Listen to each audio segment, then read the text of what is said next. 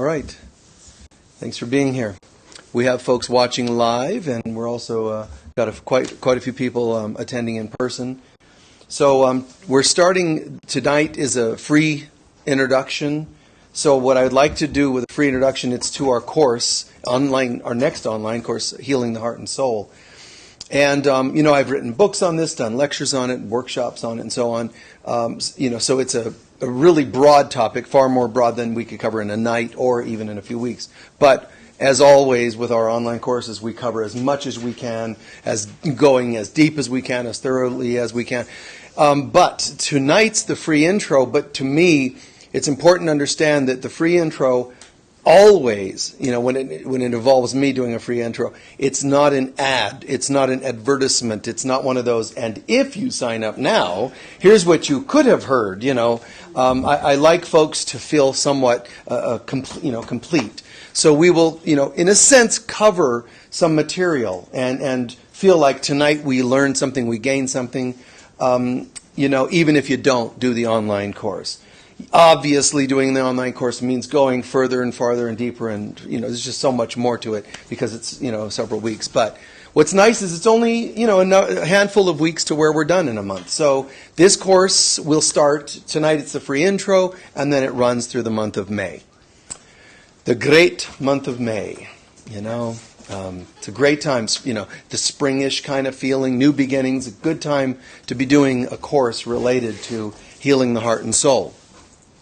So what I want to do is we'll start with this, and that is I'm going to also read just a couple of quotes from the book I wrote on this topic. But let's start with this. The concept of healing really is best characterized or described or defined as emptying our cup and refilling our cup. A lot of people don't know that for some reason, and what they do is they involve themselves with healing. They call it healing, but they're only doing the digging up the old, which is powerful. There's tears, and they go, "Oh my God, I went to a counselor, a healer, whatever," and a lot of tears came up. I think it's great. Memories came up. I think it's great. Past life memories came up. All that is great, but that's the digging up. But you usually don't garden by just digging up and go, "That was great. Wow. Dug all the roots and weeds and rocks out of my garden. Now it's just sitting there." It kind of just doesn't make sense. Usually you'll plant something new.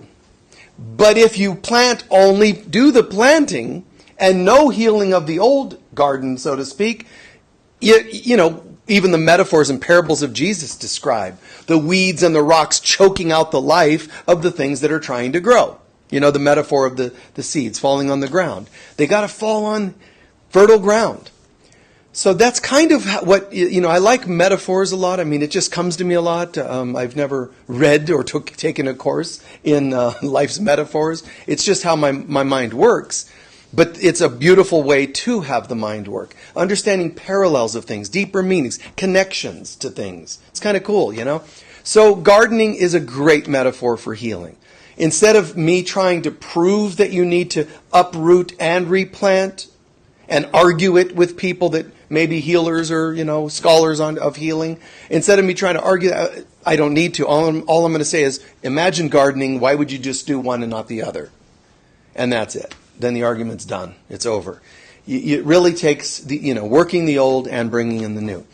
Now, on that note, both the digging up, the healing the old, and working on the new are always made more effective when you do it with God. And that's going to sound like religious. And some healers, some counselors, they're going to be, "Oh, this is religious," and they'll shut this off right now. And those aren't people I would go to, nor would I recommend you go to. Not because they don't have a technique, they might. But trying to do anything without the deepest spiritual power behind it. And I don't mean it's religious or preachy. I don't mean you have to do like the Our Father, in front of your clients before every healing. If it's not where they're at, it may not be the best thing for them.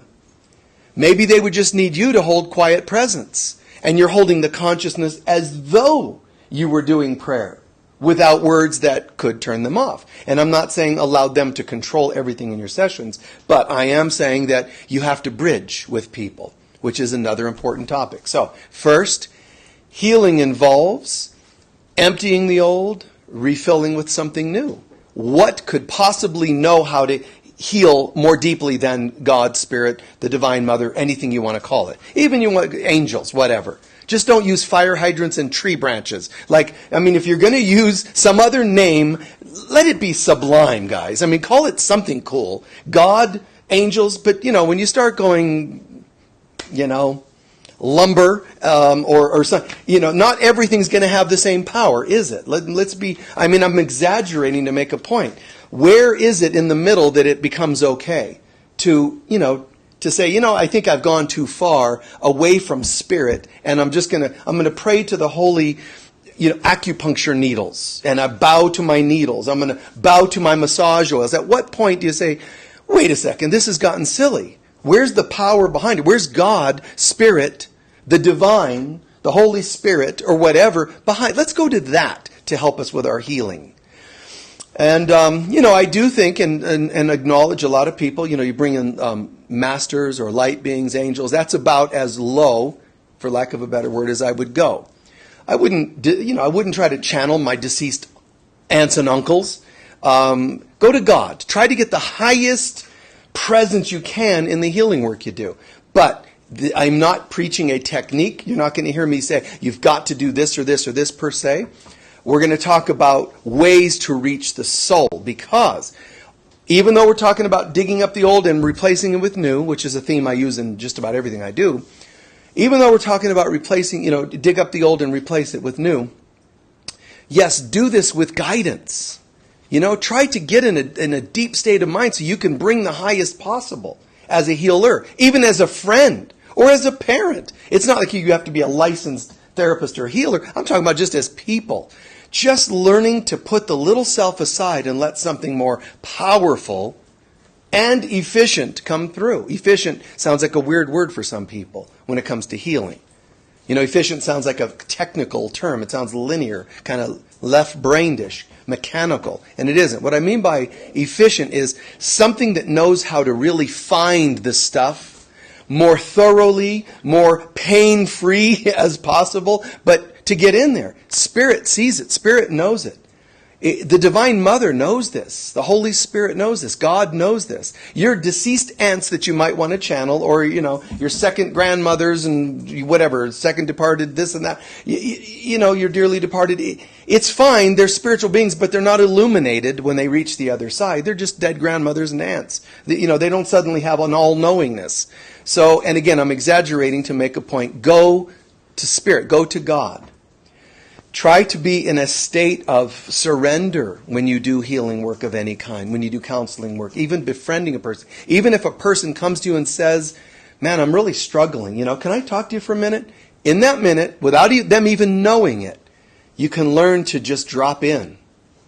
And just in the back of my mind, I'm smiling, sure, how's it going? But in the back of my mind, it's like, okay, God be with me. Meaning, into your hands, I surrender this moment.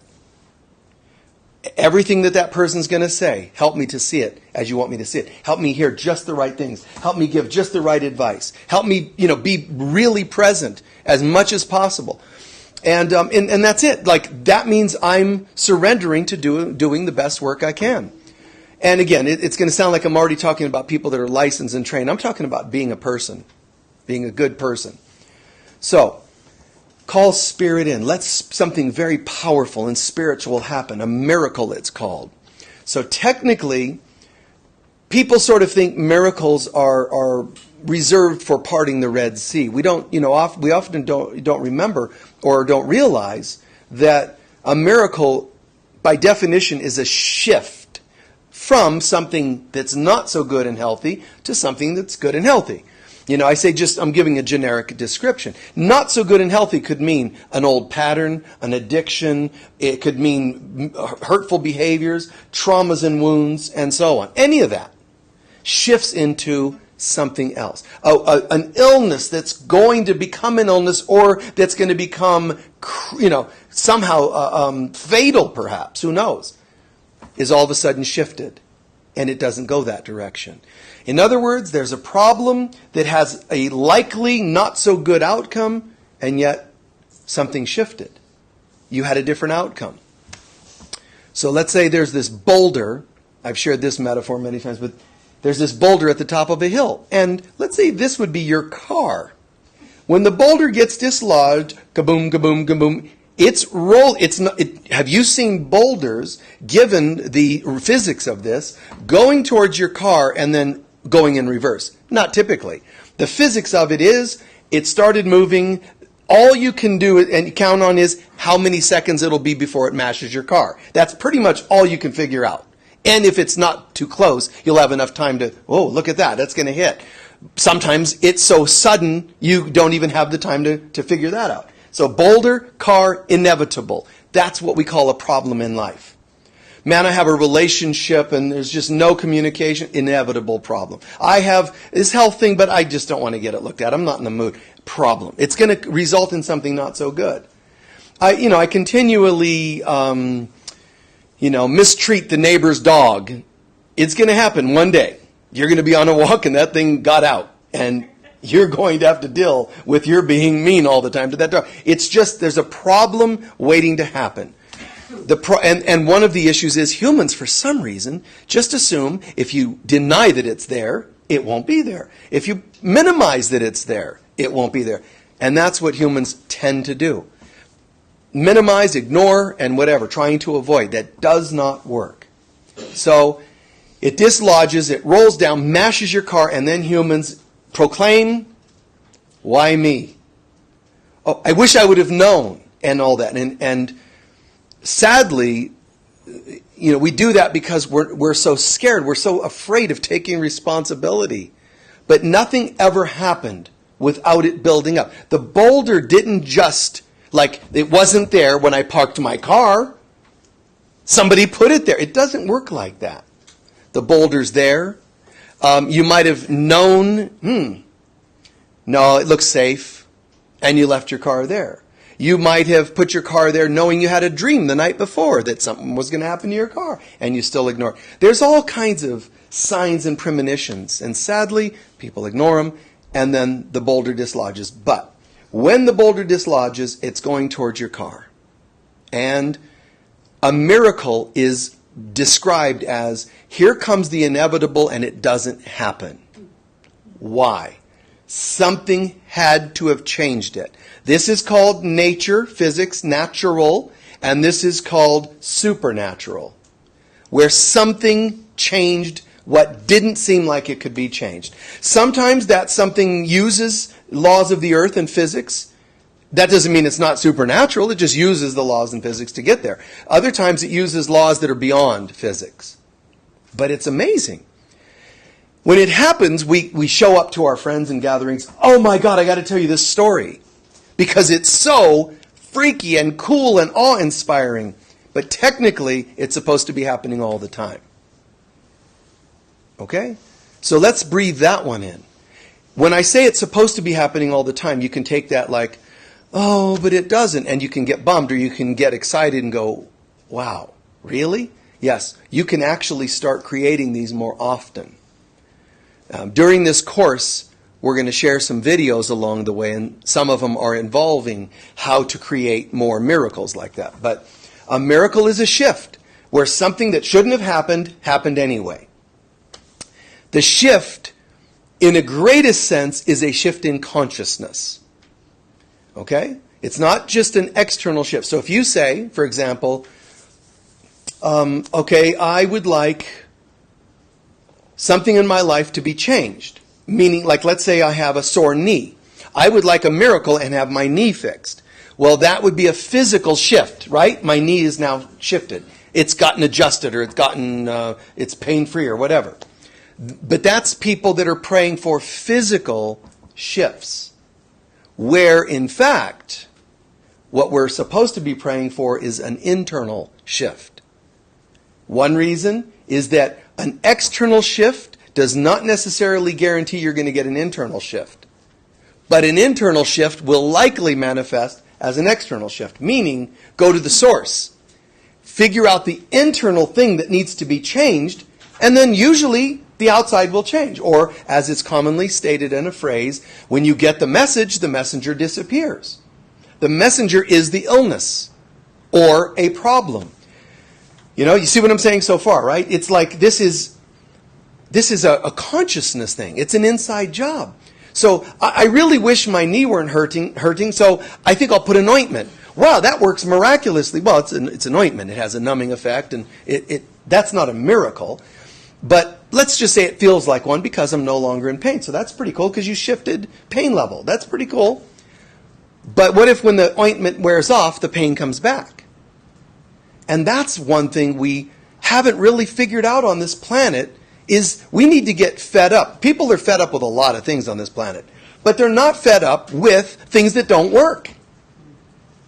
They'll just get a second injection, a 15th surgery, an 82nd relationship, and whatever. They'll just keep doing it. It's the weirdest thing. But when you have an internal shift, it becomes more efficient. Because that's why I used that word earlier. True healing is efficient, meaning now it will take less effort, less money, less strain, less worry, less of everything to get to the place you wanted to get to. Why? Because I figured out what was behind the relationship issue, the illness, the pain, whatever it happened to be. I figured out what's behind it. That's why I call it soul level healing. You're getting to the soul of it. Chakra-wise, it's the heart chakra where you find the soul of everything.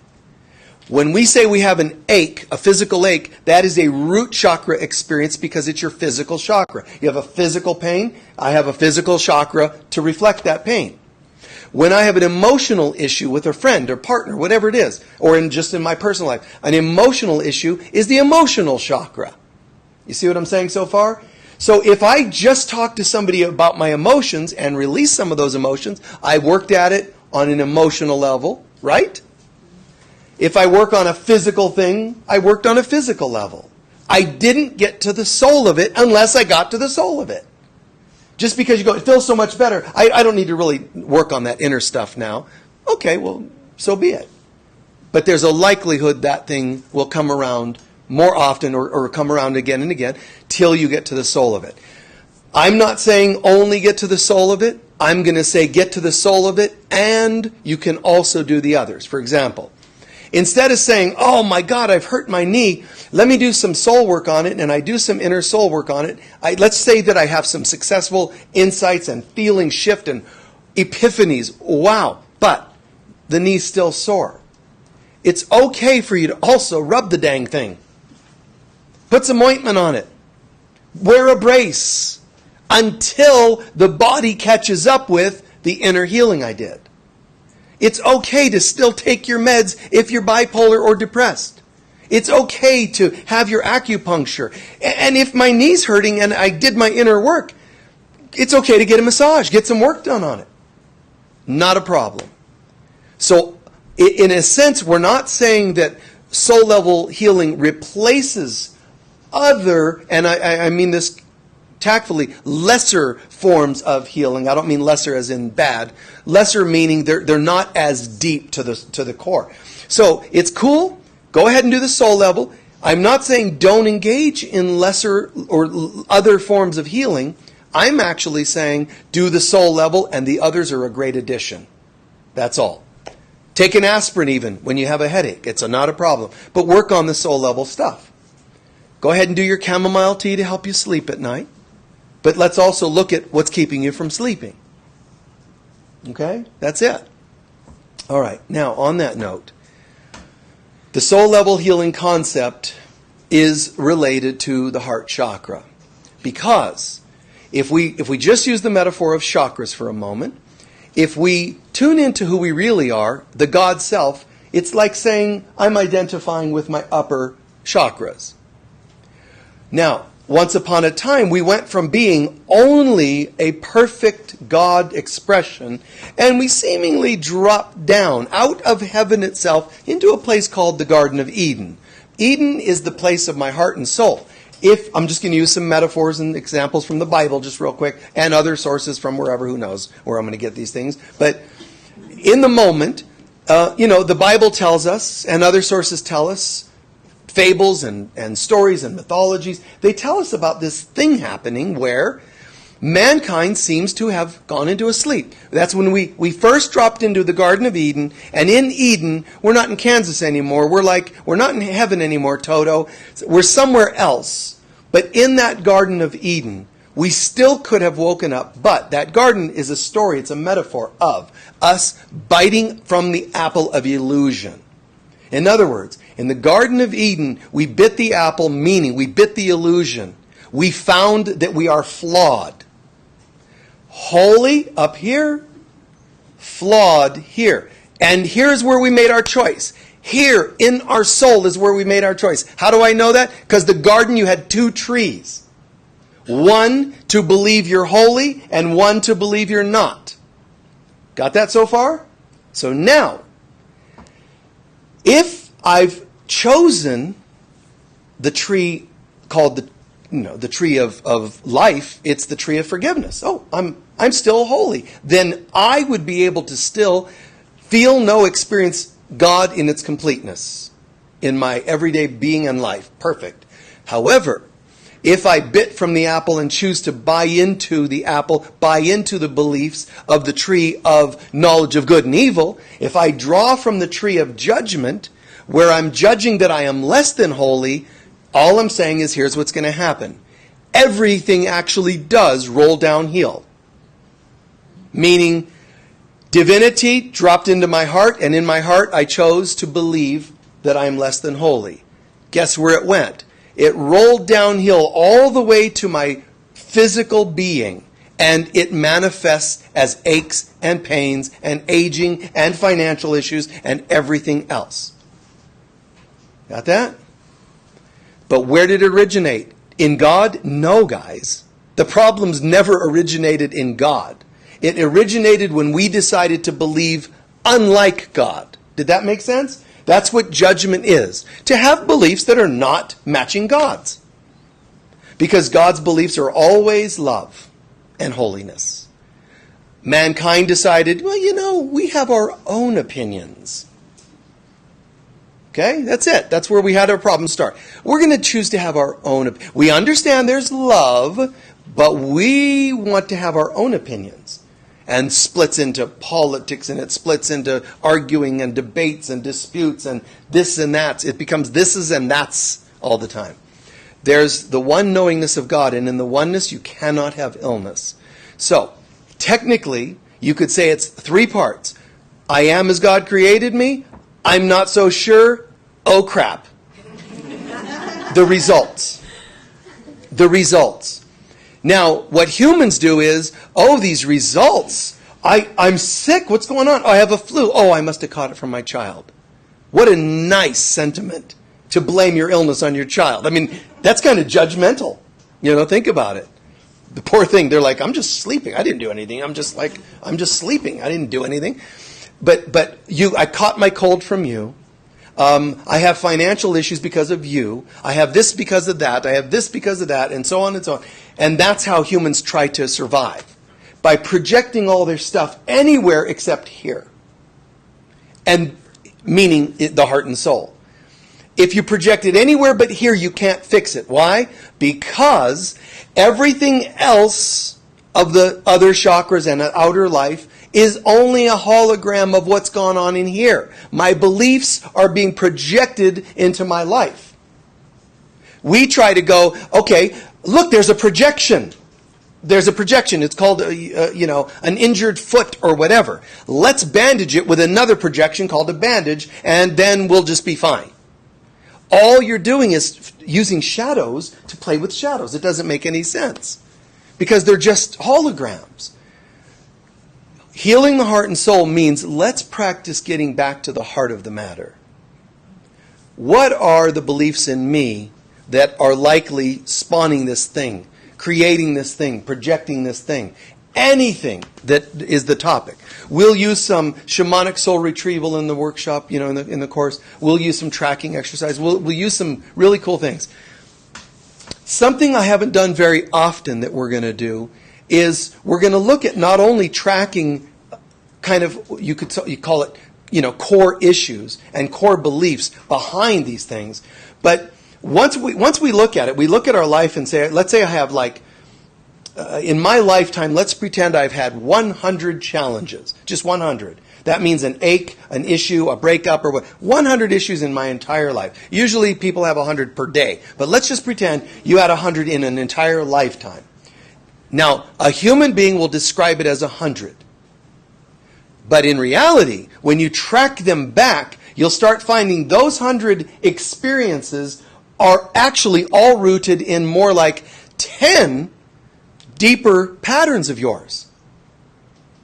You see? Like, for example, let's pretend one pattern is low self-worth.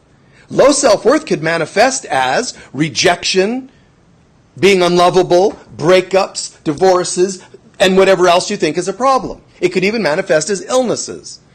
I have an illness somewhere, like let's say my heart, my lungs, or something related to I'm just feeling like I'm unlovable, and it affects these organs, perhaps. Just as an example. It could affect your baby toe for that matter. But wherever it affects you, it's affecting you. So it could be physical, financial, emotional manifestations, relationship manifestations, all of those hundreds of things. But when you track it, you go, I don't have 100 problems. I've just got 10. But in this course, we're going to go further and learn how the 10 are actually only like 2. And when you get that, you're like, oh, I am so on to you. You're saying to yourself, man, I am so on to you. And it's so beautiful because the more fragmented you become, the less chance you find yourself. Absolutely. Even if you start looking for yourself, the ego has fractured you into so many pieces, there's no chance you're going to find yourself. Even that beautiful phrase, I'm on a spiritual path, I'm trying to find myself. Just say, good luck. Because if your self is 100 pieces, and it isn't, it's hundreds of thousands of pieces. You can't find yourself. You're too fragmented. At least when we look at it this way. When we go here, we go, it's all coming together. When you go and you dig up the roots of something, think about it, guys, logically, rationally. When you dig up the roots of something, the flowers start dying, meaning the weed heads, The poison begins to fade on those things because you dug up the roots, right? Try to just only deal with the flower heads of something, the seeds that are going to be, bringing about more weeds in your life. Try and only nip off the top. It doesn't work. These are tuberous sometimes, but they're growing and they're aggressive and they show up anywhere. Think of that gardening metaphor. God, look at gardening. It's so much easier to raise weeds than anything nutritious. And that's a metaphor of life. I would love to have a wonderful relationship. Let me clear some space here. Oh, I'm going to plant it right there and water and feed. I love you, relationship. And the plants will respond to your love, as you know, in case you don't know that. It's true. The plants respond. There's a vibration, love. So it's growing and it's growing. And then, a weed. We got you. And we put it out there. And then you miss doing this for one day. Now there's 3 weeds. But you get them.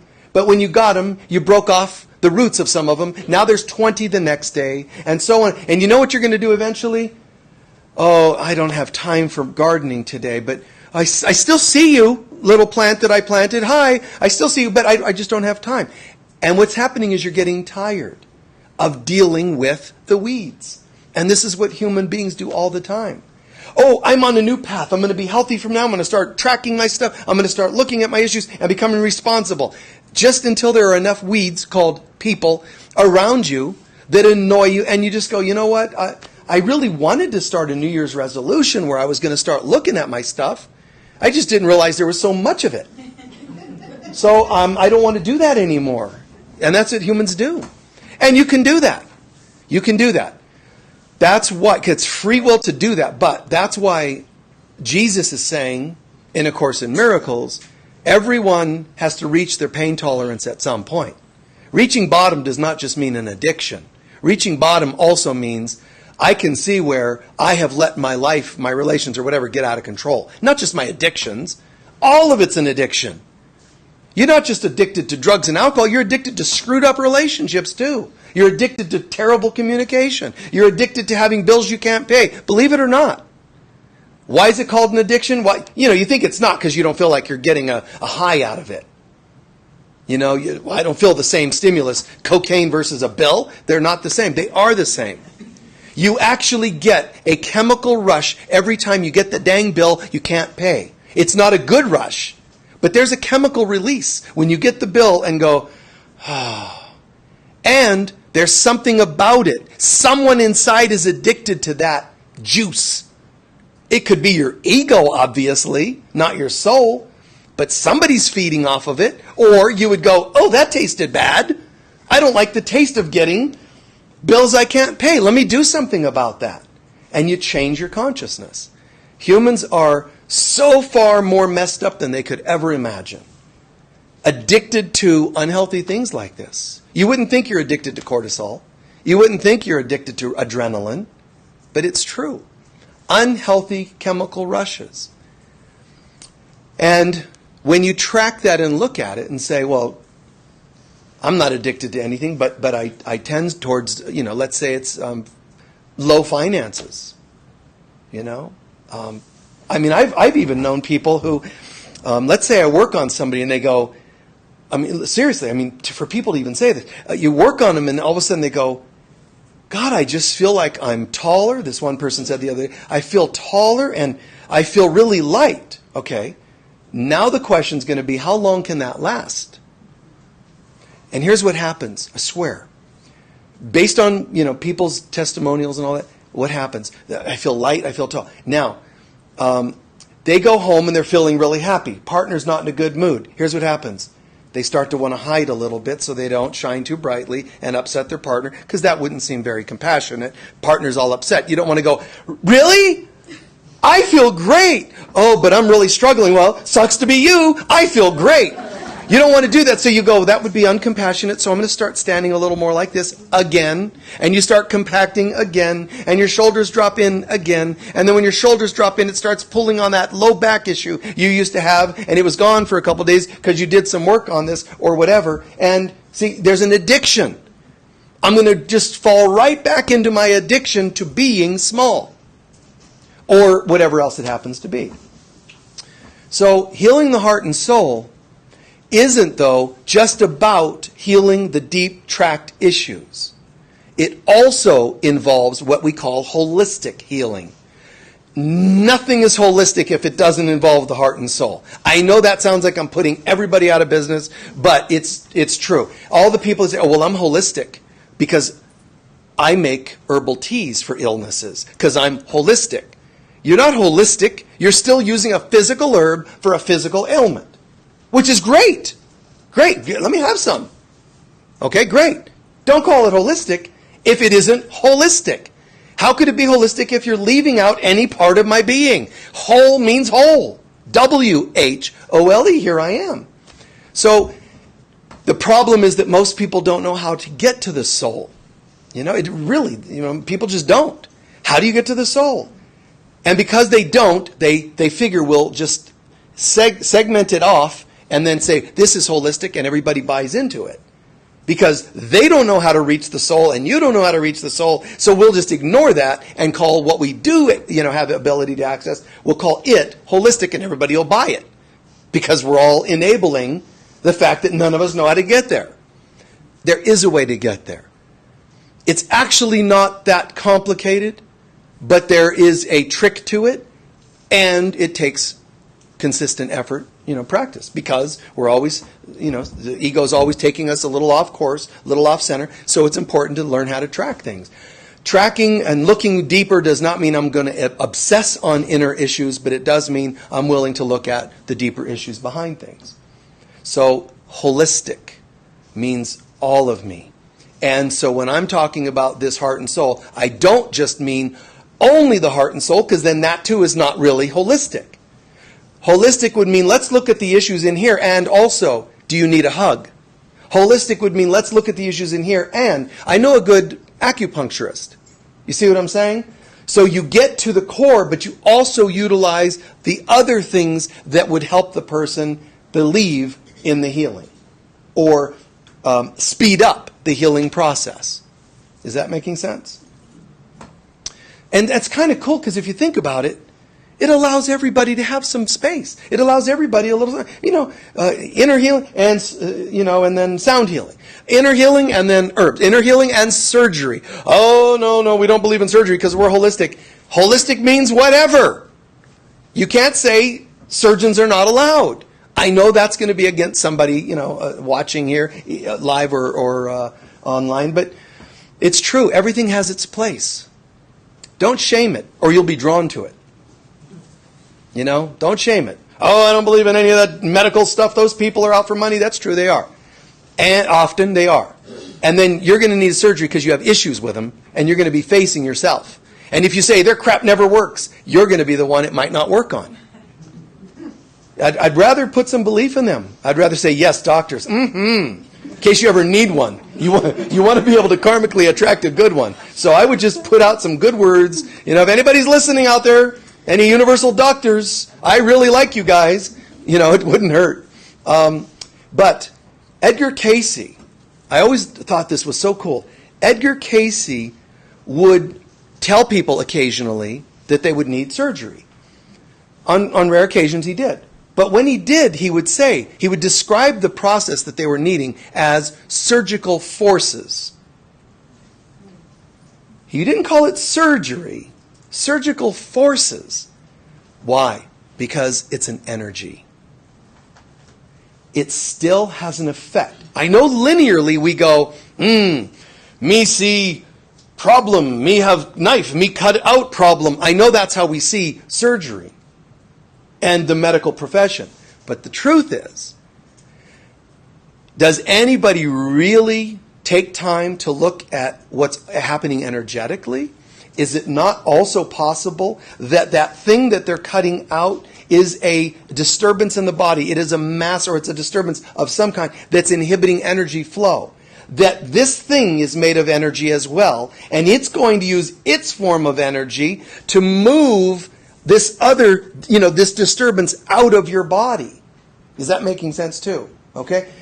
Give it some allowance. Just give it some allowance.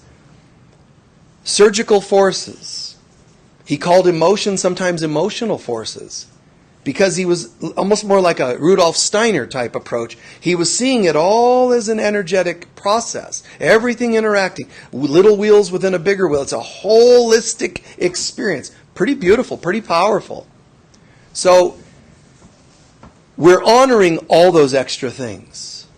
If ever in this course or tonight I'm sounding like I would diss any one of them, not at all. I do know that some things are just so limiting in the way they approach it, but that's the way they approach it. That doesn't mean you have to approach it that way. So keep an open mind. I believe in miraculous healing, faith healing, this kind of healing and that kind of healing. But if you don't reach the heart and soul, you have not reached the core. You have not reached the root. Even if you surgically removed something from a body, you didn't necessarily get to the core, right? Oh, but I'm healed, and you might never get that illness again. But you will carry the pattern with you into another lifetime. Because if the patterns are there, the beliefs are there to cause the patterns. You can't surgically remove a belief system. So you took out a problem. Good for you. I'm all for it. I think it's great. And did you remember to also work on the soul? Well, I don't need to now because I'm fine. Oh, bummer. I'm sad for you, man, because I know it's going to likely show up in some other form. So we want to be open-minded and be willing to see the deeper issues behind things. Again, it's not an over-analyzing process, but we want to be able to see the inner issues, the core issues, as I call them. The word core is where we get the word heart, the core. It's the heart of something. The core of the apple is the heart of the apple. The core of your issues is in your heart and soul. All right? We're going to talk about just a quick scan of some things. We're going to talk about how using the metaphor of crucifixion is like dealing with life's traumas. When you've been traumatized and not healed, and let me say this, the definition of trauma is anytime you experience something that lacks love's presence. It's not just when somebody overtly abuses you. It is traumatic ever to not feel the presence of God or the presence of love. That's traumatic. It's the metaphor, and I remember this. I shared this once before somewhere, but I remember this odd thing happened. I think it must have been like first grade, and came home from school, and it was like the last day of school, if I'm not mistaken. It was the last day. But I came home, excited, like, hey, and this is so sad to describe this. I walked in. The house was entirely empty. Like it was like a bad version of The Grinch Who Stole Christmas. There wasn't one nail, needle, hair in the swept out, cleaned out, refrigerator gone, bed's gone, everything gone, no people. All I could do is back up into a corner and fall into the ground and just shake and cry. Like, what just happened? Nobody did anything overtly. But do you notice that something was still happening? Trauma is not always when someone's doing something to you. It's how we experience something. Lacking love's presence. And for all I knew, especially given my family, they did all leave, and so forth. So for all I knew, it was real. Scary and all that. So some people watching would go, well, I've never had anybody harm me. Even when you're an infant wanting fed, but somebody doesn't realize you're as hungry as you are and they think you're just crying for something. Maybe you have a wet diaper and they ignore you. That's actually traumatic. I'm not saying they overtly are trying to harm you, but your experience of the incident is traumatic. There are people watching here and all over the world that aren't watching for that matter that have had trauma being in a relationship with someone thinking, this isn't even the person I want to be in a relationship with. But I'm here, so I got to be here. That's traumatizing because it lacks love's presence. Getting a bill you can't pay is scary. Scary. All of this lacks love's presence. A miracle is, how do we see what's happening, sort of break it open, dismantle it, I call it, and give it up, and have it replaced with something different. That's all. That's a miracle. I remember, somewhere along the way, when I was little, I wandered out the house and across the street, across a main street, over to an amusement park. My family's like, where did he go? They couldn't find me. Everybody's all upset. That was traumatizing for them. Now, it wasn't traumatizing for me yet because I'm meandering around, just kind of, exploring. But it didn't end up traumatizing to me because whoever found me at the amusement park bought me an ice cream and held me until they figured out the security and the police, who's this kid and all that, right? So in something that could have been traumatizing, wasn't, and yet it was for the people who didn't know where I am. So there's times you're traumatized just by not knowing. Those words, it's not knowing that's really the toughest part. Nobody's doing anything. There's not an action happening in and around you, but you're in this void of unknowing. It's like a nightmare, having a nightmare and being in your bed. There isn't actually a creature under your bed. Well, why aren't you going to go pee? Because just in case. You're in a mind that is traumatized by a nightmare somehow. Which, incidentally, the nightmare is telling you about something else, that we could look at. But you're in your bed, you're all, shaking, sweating and all that. You're experiencing a trauma. But humans, what they do is eventually, light comes through the window, it's morning, I don't have to be so afraid because if you're under there, I know you don't like daylight because the movies say so now you can't get me. That's almost like the silly mindset of an adult who's not wanting to get out of bed because of a nightmare. Oh, it's okay now because the light's on. Are you thinking this through? This is like the people that couldn't go in a swimming pool after they saw Jaws. First of all, there isn't a big fish looking for you. But if there were, it couldn't get through the drain. But many of us on this planet went a little, less often in the water. It's humans, man. And it's the same with the nightmare. But guys, it's the same. If nightmares can make you a little apprehensive to get out of bed, what happens when your nightmare is a bill you can't pay? What happens when it's, I just don't know that I'll ever have a partner, a life mate? It becomes a thing like the creature under the bed, terrified. You may not look, sound, feel, think as terrified, but you are. And then it starts to become a pattern. Think about this. So what if, I'm just going to use that metaphor of the nightmare. So what if you're getting used to, I'm having nightmares all the time, had them for years. I have these disturbing dreams, and then I wake up shaking, and then I usually want to get up and go to the bathroom, but I can't because I'm too scared. Okay, now what? Guess what? So 20 years later, you go to the doctor. Hi, what's going on? Well, you seem to have some incontinence, issues or bladder infection. And they give you medicine, and you go, oh, it seems better. Do you understand what happened? It's a pattern, years of this thing not getting out of bed because of your fear. What we could do is, let's say you come to me for a session. Hi, Michael, I've got this issue, bladder infection. Okay, we look at that, we talk about it, we start tracking it. Then we start remembering, oh, this isn't the first time that you felt irritated, bladder infection.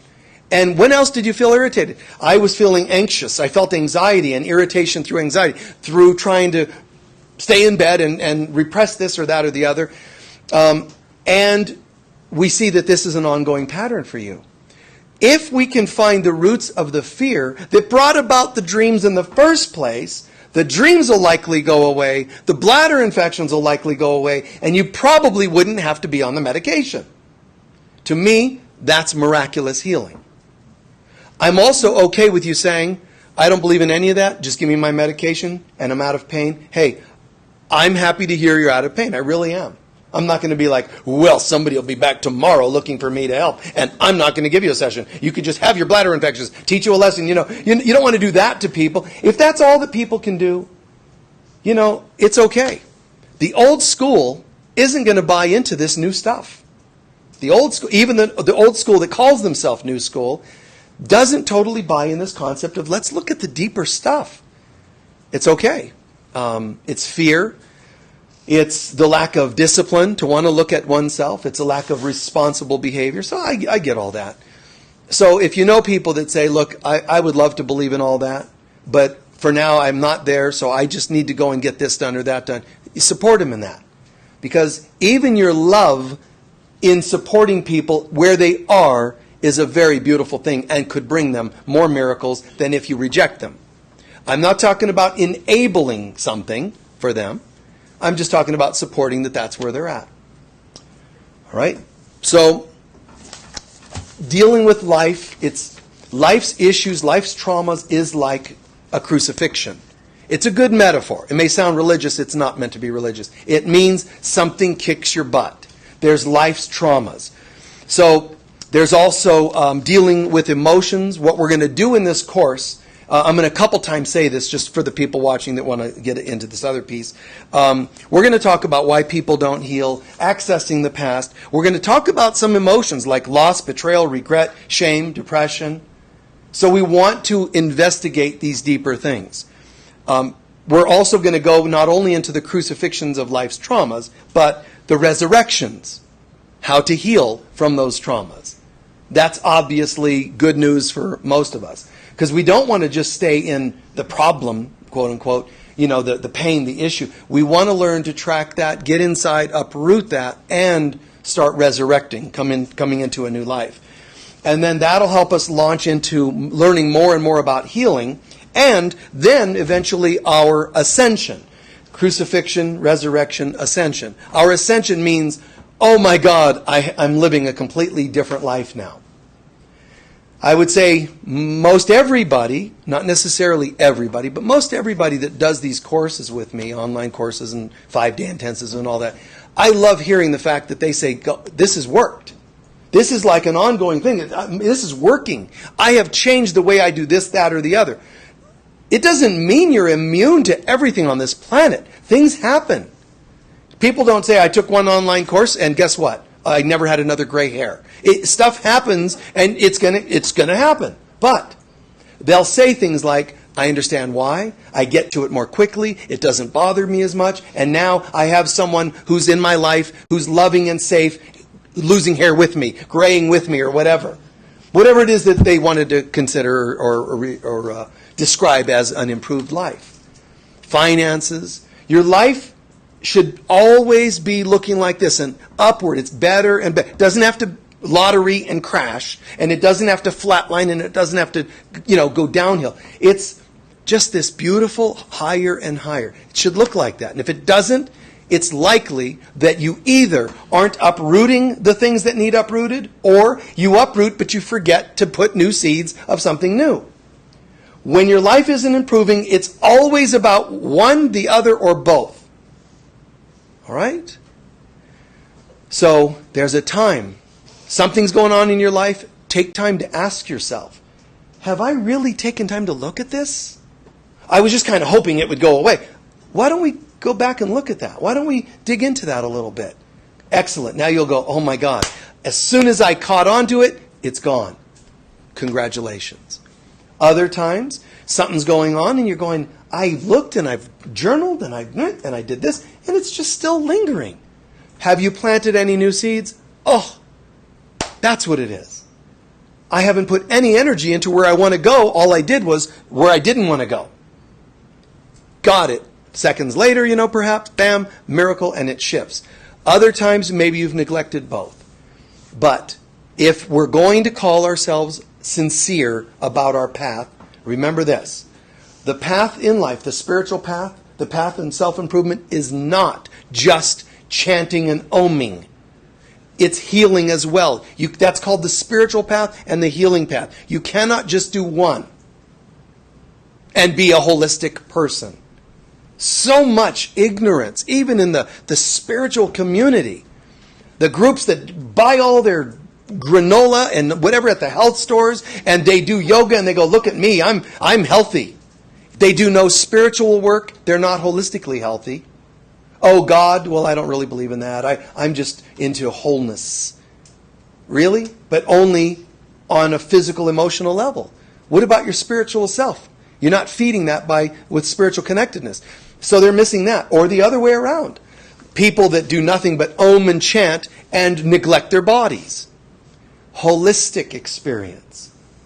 The physical, emotional work, the lower chakras, physical, emotional chakra is in the first couple of things, the healing, and then the spiritual is in the next couple of chakras. So we don't just want our root working, we want the heart working. We don't just want the heart working, we want the root working. We want all these systems working collaboratively, cooperatively, healthier and healthier.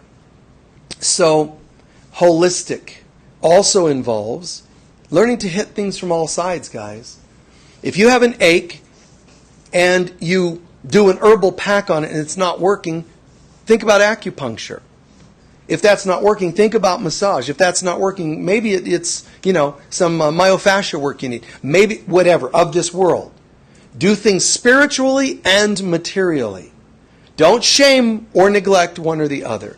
If you're going to call it holistic, live holistically. All right? Then, one of the tricks in healing, and we're going to cover this more in the course, but I still want to cover this today. We have to look at our unknown fears of healing, which most people would say, well, I don't have any of that. There's all kinds that people would never want to believe are there. If I'm an addict and you tell me I'm going to go in the program, why would I be afraid of the program? No big deal. I'm open. I want to be done with this addiction. Take time to breathe with that for a second. What kinds of things might I be afraid of? And you can use your head and go, I have none.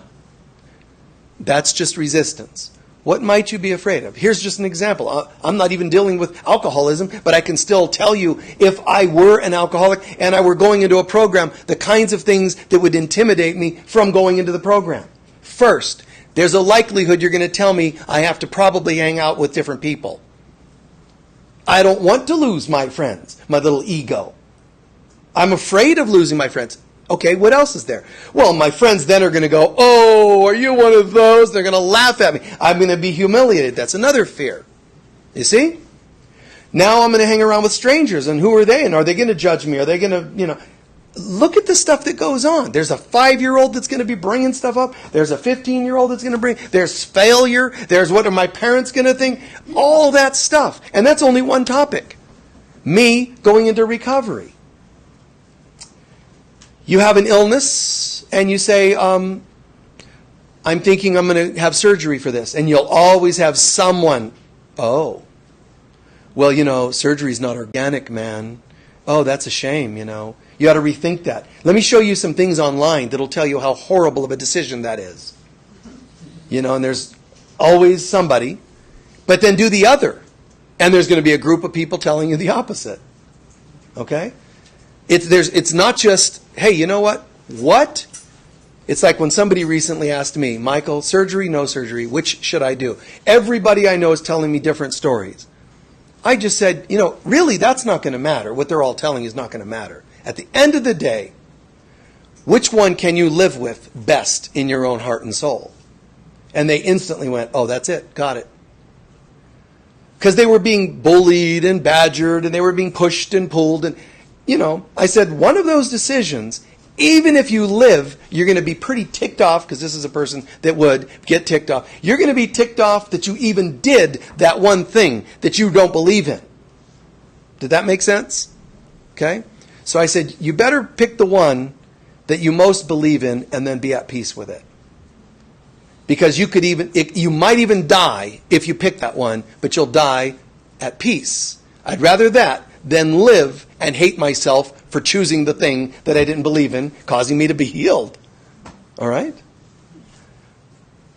There are all kinds of forms of healing, and I think everybody should learn to hit things from all sides. But in this course, we're going to not just talk about inner healing, soul-level healing. It's holistic. It's healing the heart and soul because that's an important theme to this. But I could have called it healing body and soul. But that's just so broad. It's hard for people to imagine that you can cover all that, but you can. And one of the things we're going to learn, and one of the things I'll even explain here so that it feels like we've covered it, is that if you just beam into this planet right now, you've heard me share this metaphor before, but if you beam into this planet right now and you're just like, like in a movie where an angel manifests and it's flowing hair and robe and wings and just, there's this whole pulsation of light. Hello, beloveds, that kind of trip. That's how you would look if you just beamed in. There's just this open energy thing going on. But the way Earth works is, as soon as a trauma, which is anything that lacks love's presence, as soon as someone kicks you, spits on you, shames you, hates you, whatever, the whole winged, expansive thing starts to kind of tighten. And then it starts to tighten. Do you understand what I mean by that? Do you get a feeling for that watching online as well? Tune into that. You can be all really cool and pure, but it doesn't take much to shut you down. But it is much that happens to do so on this earth. It's not one or two things that shuts you down. It starts tempting you. From the first bam, it starts tempting you to shut down a little. But it's the consistent, or what I'm going to call persistent traumas that get to us. You're going to be affected by trauma in one of a couple of ways. It's persistence, it's intensity, or both. Intense and persistent. And you could be like, oh, I am the presence of love. Look at me. I'm the presence. Bam! Bam! Bam! Persistent or intense or both. And pretty soon you're like, I don't know who I am. You start with this, I am that I am, to this, I don't know who I am. I don't have a voice or confidence. You're just shutting down. And that's exactly the way the ego world wants it to be. Everybody without divine identity. Everybody living with constriction. But the constriction doesn't just, the metaphor of me going like this, bam, bam, bam, shutting you down. Also, watch what happens. Every joint doesn't move as freely. Tendons start to tighten. Your aura starts to tighten. Your aura is supposed to be out here, but it starts to look like it's more like right here. And it starts getting holes in it, believe it or not, punctures. It starts getting like you're the Starship Enterprise, And, the soul is like, can't take much more of it, Captain. Because the blows from life, it's like the shields are down, Captain. We can't take any more.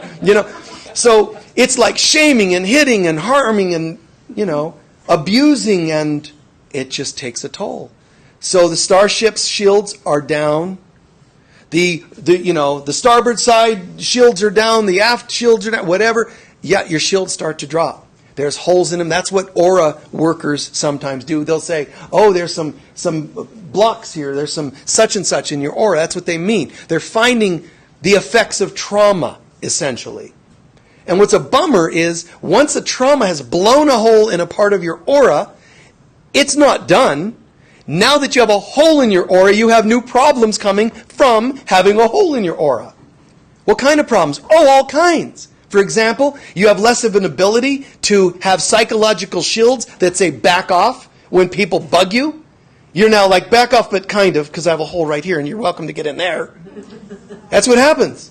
Holes in your aura allow psychological badgering, people draining your energy. It's true.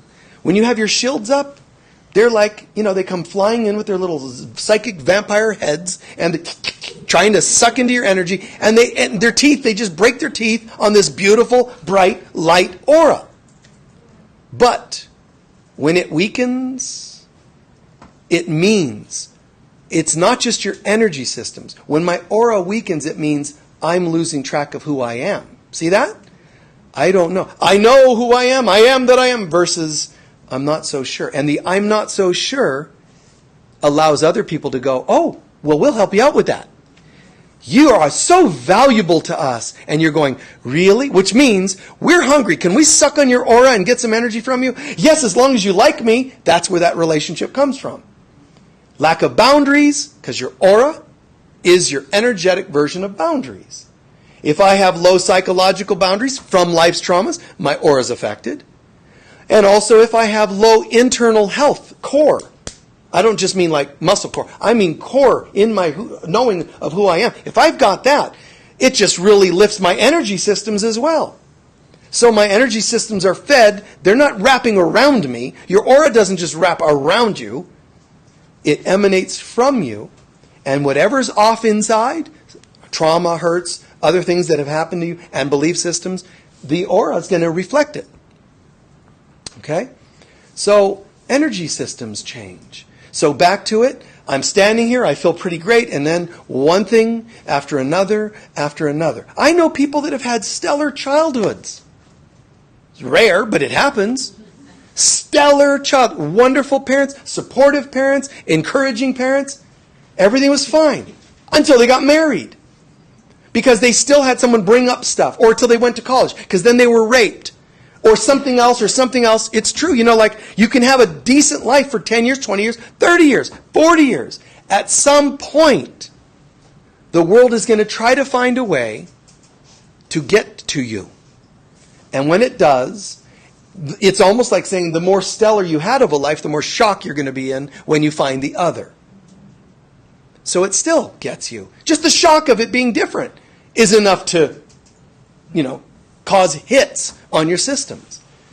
But when it does, however it happens, whether it's early or later, past life stuff even comes in with us and can cause some weaknesses in our being.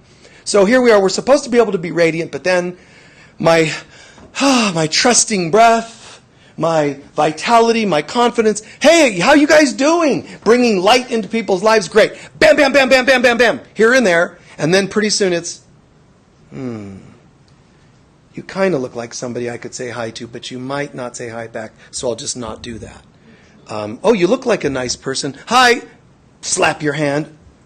And you're more and more becoming meek. Or there's some people that don't become meek. They just go, you know what? Screw it. Nobody's going to get to me anymore. In fact, if anyone is going to kick anyone, it'll be me kicking you. So life has now made you either into a victim or a victimizer. You see? That's all that happened. One is not any better than another. Everybody likes to talk about how bad victimizers are. Victims are no healthier. And if there weren't victims, what would the victimizers work on? So both are an issue, and both come from the same place. The victimizers only reached a point where they got fed up with being victims.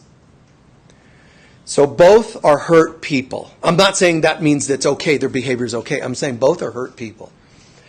And again, I'm doing my life, a blow, a blow, a blow. Now watch carefully, because this can go so many different directions. But let's say that it tends to be that from when I was young, for some reason, I mean, guys, I know this is going to sound ludicrous, but let's just say, for some reason, when I was little, my mom puts on my shoes, and she unknowingly put the shoes on too tight.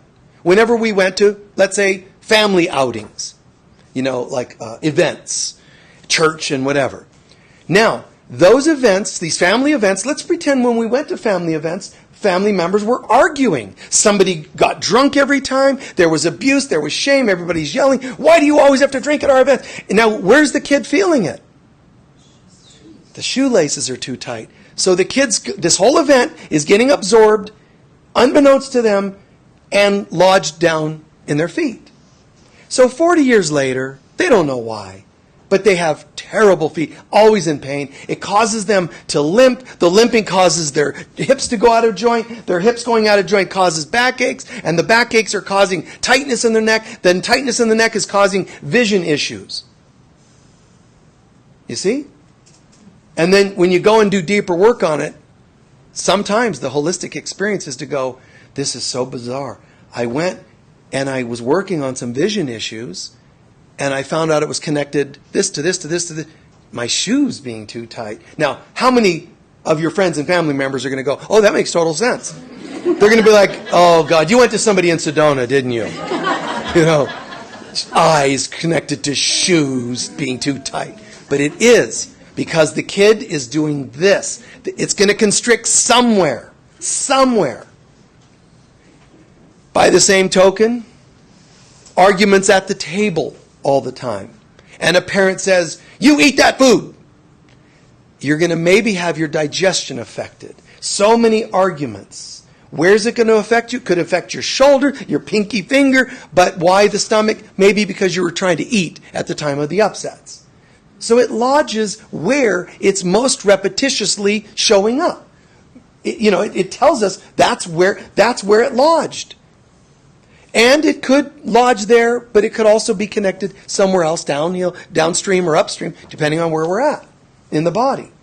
So there are these deeper connections. As much as the stories could be seemingly morbid or really hard to hear, some of the most vivid ones, I think, someone I knew, they started realizing in their relationship there were fights.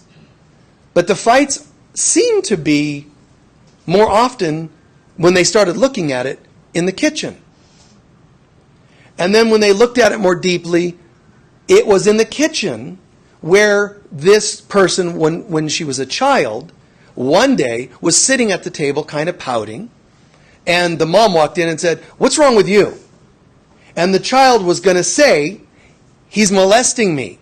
And he threw coffee on her and burned her to keep her from talking. So her reaction to the kitchen arguments, in other words, the kitchen was not a good place. So her wound is not in the shoelaces or wherever else we're using in our metaphor. Hers is the kitchen becomes a bad place. So that means as soon as she walked into the kitchen, it was an accident waiting to happen. She was already charged.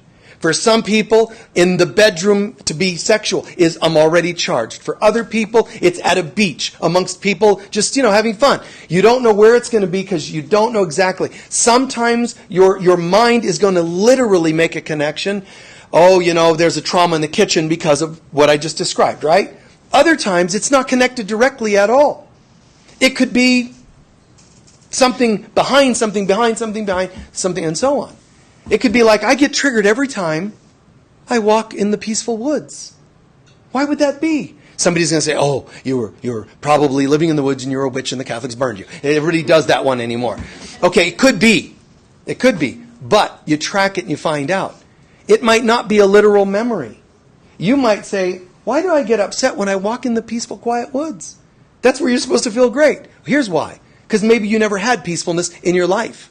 So now when you get to it, you don't know what to do with it or how to relate to it, and it upsets you. So maybe that's what it's about, an indirect connection. You see?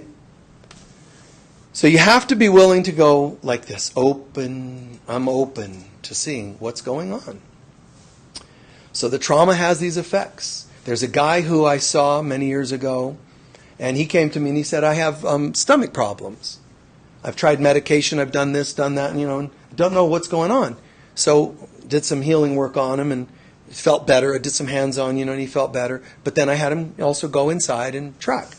And in this particular instance, forgive the vividness or whatever details, but he said, okay, and he started crying. And I said, okay, what's happening? What are you remembering? He said, well, I got it. He said, okay, when I was a kid, I had this favorite little, my family bought me this little sheep, and it was my favorite little, and I loved it, and took care of it, and babied it and all that.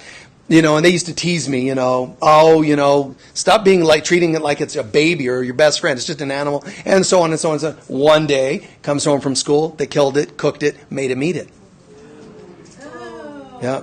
So his stomach was still affected because he never got over it. Understandably so. But he didn't get over that. So his stomach is not, you understand, think of, this is my relationship with, look, I have a stomach. But you have a relationship with your stomach. You don't just have a stomach. You have a relationship like in Chinese medicine. You don't just have organs. You have chi, an experience. You have an energy stomach. You don't just have a stomach. It's a whole experience. They don't just say, like in Western medicine, you have a stomach ache. They'll go, well, your stomach chi is slippery and slightly warm. Like, what?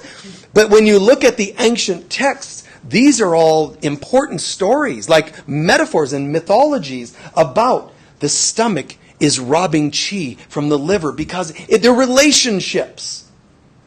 So this guy didn't have a stomach. Picture this. He had a relationship with the stomach, and the stomach was, I hate that you ate my animal. It wasn't right. I know it wasn't my fault, but I'm wrong and bad for doing it. Yes, it was forced on me. It's not the point. To a child, they personalize things so much. And so he can't have a peaceful relationship with his stomach because of the naughty things. Just like a person molested, male or female. Their genitals become somehow shamed. But you didn't do it. Or, there's times we've misbehaved in our lives. Talking about when you've been abused. And then all of a sudden it's like, it's all shamed. This thing happened. I can't see it the same. It's totally, totally understandable. But it isn't God's will that you shame any part of your body. If Jesus shows up with the guy who's got the stomach thing because he ate this animal, Jesus isn't going to say, well, that's okay, just leave it. Jesus is going to say, let's find forgiveness. Let's find forgiveness. Let's reconnect you with your lamb that isn't really dead. You didn't kill it, you didn't devour it, it's okay. Right? It's not your fault. Jesus would want to help him find peace with his stomach, not say, oh, well, that's life, toughen up. Keep a stiff upper lip. Walk it off, buddy. Okay? Is that all making sense? So everyone in this room, everyone on this planet has this same thing. So the metaphor I typically use is, one time I had this plumber coming over and he was doing some plumbing or whatever, and he accidentally, banged one of the pipes on something, and then he said, oh, I got to put that back on the truck. I said, well, just bring it. We got to use it, right? You said you needed to put it in. Oh, no, we can't use that one. I'm like, why? He said, well, because it dinged on something. I'm like, what is that some weird superstition I didn't hear about? He said, no. When you slightly dent a pipe, if it's going to burst, that's the place it's going to burst. Got that? It's a weak point. The weakest link. And your body is that pipe. Where did it get dented? Where did you constrict when they were yelling?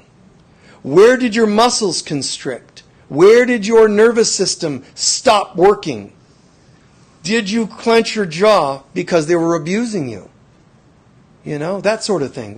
Where did it go? Your lungs, perhaps. Some people, you freeze. And you freeze so much. You might freeze once, like, what's this? Startled, you know? And then freezing more and freezing more and freezing more. What it does, it could even make your glands stunt and stop growing.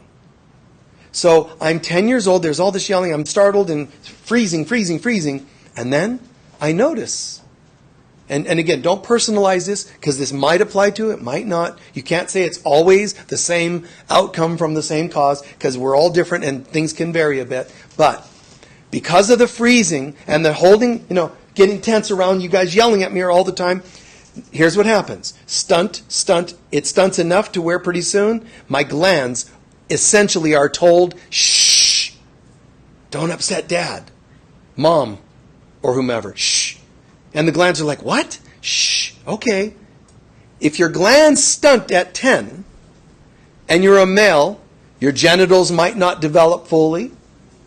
Your breasts of female might not develop fully, male or female. Your voice might be a little more timid.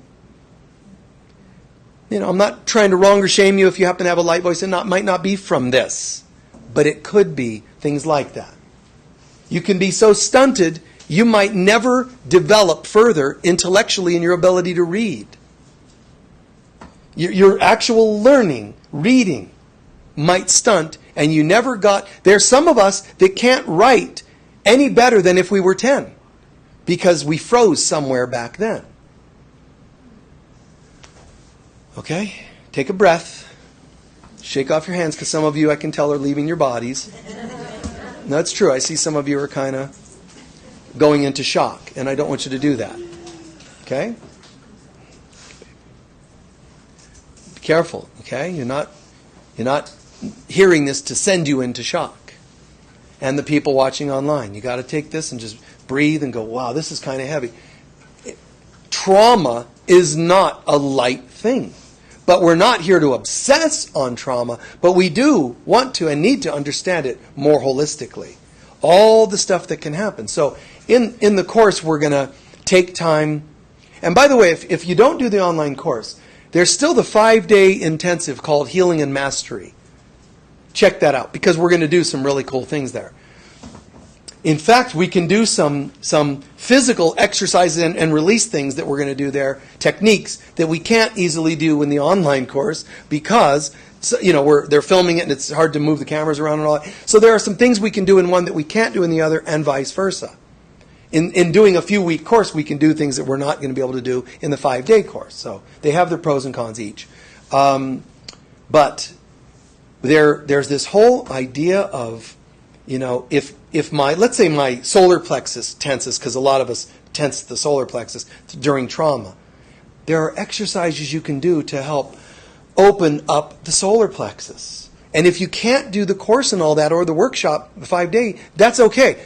Just discover some things to help open up. Yoga helps you open up. Now, if when you're doing yoga, all you're thinking about is whether you're color coordinated, it's not going to work as well. But if you do yoga from the heart and soul and say, you know what? And even tell instructors, if you're using an instructor, look, I know everybody else is memorizing asanas, they're doing postures and whatever, it's beautiful, great. I would like to take some time with each of my postures to allow some stuff to happen. That doesn't mean you're necessarily going to have to bank on the fact you're going to have deep emotional process, but I just want to be open to whatever.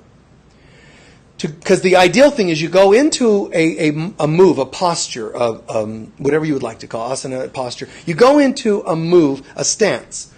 In the stance, you kind of go into it, and then the idea really is you go in and then you back off slightly and just hold and let things kind of unwind. You don't go into a stance to push to see how you stretch, because I'm becoming more limber. That's linear.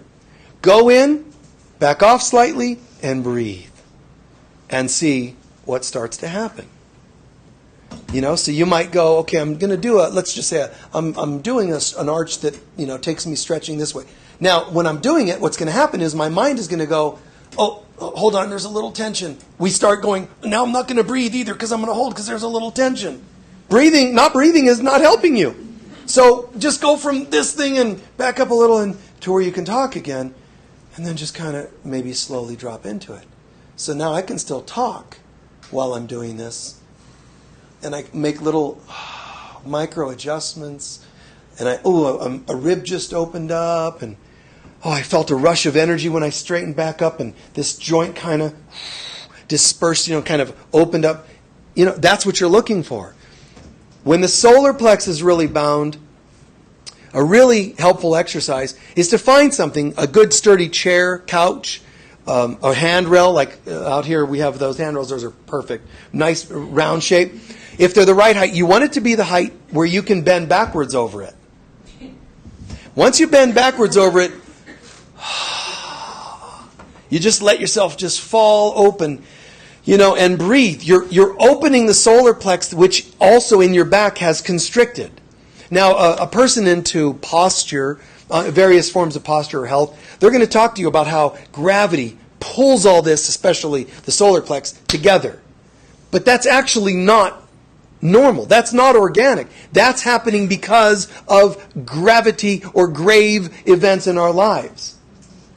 We're compressing because, oh, look at me, I just arrived. How's everyone doing? I feel so great. You're here for a little while and you're just like, oh man, this place is a downer. You're compressing because this place sucks. There's just so much tension. People are yelling, kicking you, shaming you, and you're hiding and you're compressing because the weight of the world is on your shoulders and you're just compressing. So part of healing, besides the inner heart and soul, part of healing is to take the intention to heal of the soul and bring it to the body too. So I'm going to arch backwards and practice just breathing and letting that open up. And you say, let me try that. Oh no, that's too painful. I'm done. Then maybe do it even less of a bend and breathe and hang out there for a while. Don't run from it because something's tender. Just back it off a little bit, and go with it. See, let it unwind. The idea really with tissue release, joints, muscles, whatever, any kind of tissue release is to really find it, relax into it, and let it surrender. But remember, it has a memory that you might not even be consciously aware of. So you could say, well, I wouldn't want tension in any of my joints. So I'm doing a stretch and I'm stretching out this hip. I don't want it to be constricted. I'm open. It's just stretch. You don't realize that maybe you had some shaming related to your pelvis somewhere along the line. And now the muscles hold and now the pelvic bones are kind of glued in place. So you go to a body worker or you're doing some yoga and it kind of gives and pops. And you go, oh, that was terrible. Now I'm in pain. You don't know that sometimes you let go of something. One of you just emailed or Facebooked, I think, a message just the other day and said, a beautiful story about how they were doing a lot of personal work, internal, emotional work and all that. And then they were also noticing that they were doing yoga, or 1 minute they were sleeping, whatever happened, all of a sudden some bones in their spine popped. And at first they were like, oh my God, then they realized that was stuck energy and it actually popped open.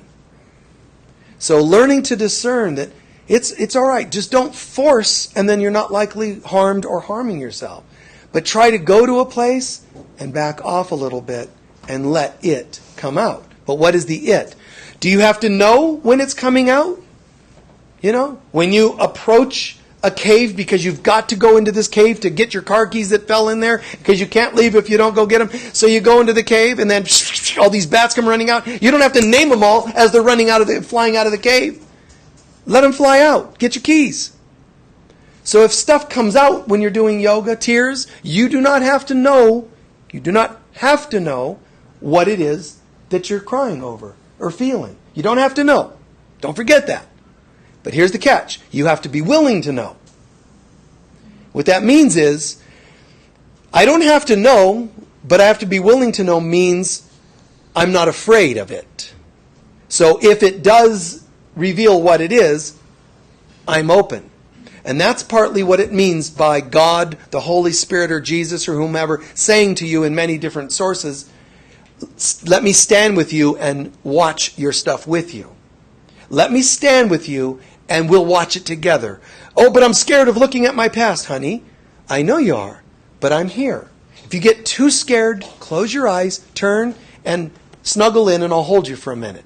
When you're done being scared, we'll open up, breathe, open our eyes, and we'll do it again. At your pace is fine, but don't believe that this stuff has power over you. That's what it means. You don't have to identify every sigh, every cry, but you have to be willing that if a memory comes along with it, are you okay with that? No, I only want issues to work out that I don't have to remember. Now that means you've placed an order. I only want some of my issues to heal and not others. And that's putting conditions on it. Which, the bummer with that is, you've just stated, these have power over me. And I'm not saying it's easy to do. I mean, nobody has an easy time remembering some of the most gruesome things they've ever heard, seen, felt, this life or another, obviously. It's not necessarily easy, breezy, but we learn as we learn to heal, and as we learn the efficacy and the value of healing, we're less afraid of the stuff that stands in the way of our healing. You won't be as afraid of a memory when you know that if I let this go, what replaces it?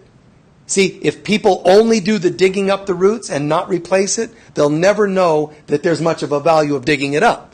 Yeah, I've been digging up stuff for years, man. It's so heavy and hard. Wow. Why aren't you going, yeah, man, I did. I dug up the stuff. Whoa, didn't know that was there. And look at me now. Most people don't see it that way. They act that way. Because when they do focus a lot on healing, all they do is bring up the stuff. And the stuff wasn't good the first time around. It's not good any better now.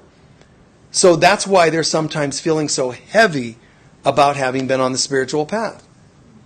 So let the stuff come. Do your best. If you have moments when you're scared, just own it. Wow, that one kind of scared me, freaked me out. How did you know you were scared? It's not just because I started shaking. Sometimes you're scared when you found yourself raging, shutting down. Scared can have all kinds of responses. You know, just the way a dog bites. It's not like the dog went, I'm kind of mad. It bites more often when it's scared than when it's angry. And it's the same with people. So, healing the past in all these different forms and getting close to a close here, guys. But it's stored in the body. We learn to find it. We learn to open it up. We'll talk about some techniques like that. We'll do some of that in the other courses. But it's about, discovering where these things might be, letting them reveal themselves as well as finding them, and then releasing them. Let them open up and let them release. But also learning to see that in other people. And that's another one of the cool things that we're going to learn, but that's important to learn. Learning how to see it. Learning that if a person has a tendency, short breaths, to notice it, and that it might be about something. Now, what I don't want to do is be teaching or training or encouraging people to start analyzing others and judging them. Hey, look, we've got a short breath person over there. I bet I know what's happened to them. You don't want to do that stuff where you're, hey, look, somebody's shoulders are tight. I bet this is what happened. That's rude, and it's not been invited. So we're not looking for that. But I am asking for us to learn to open our minds and to recognize every single person is sending out messages. A Course in Miracles refers to it as the body is a messenger. That means it's a symbol. So if I stand here and speak to you and say, hey, how's it going? And, mannerisms and body language, posture, accessories or non-accessory, whatever it happens to be, everything about me, every freckle, believe it or not, tells you something about me. This is what the Bible means by every hair is numbered. Everything is perfect. Perfectly in place based on who I believe I am. I really feel pretty good about myself. So, blah, blah, blah, and I look like this, and it's not overcompensating. I just feel great. I feel alive. You're likely going to look like that. You're not going to go, God, I really feel great about myself, and I really feel confident in all things, and I think I'm loved by others. That doesn't fit. So, and I'm not putting down our body language and our body types and all that, but every bit of it plays a part. Every cell of fat, every tense muscle, every freckle, every gray hair, not just, the good things, the bad things, it's all of it. The fact that I breathe fairly freely is a great sign. That I can't breathe at all is not a good sign. But I wonder what it's about. Instead of calling it good and bad, what's it about? See? And so, I have this tendency, I have pain here. My elbow got hurt once and it never got over it.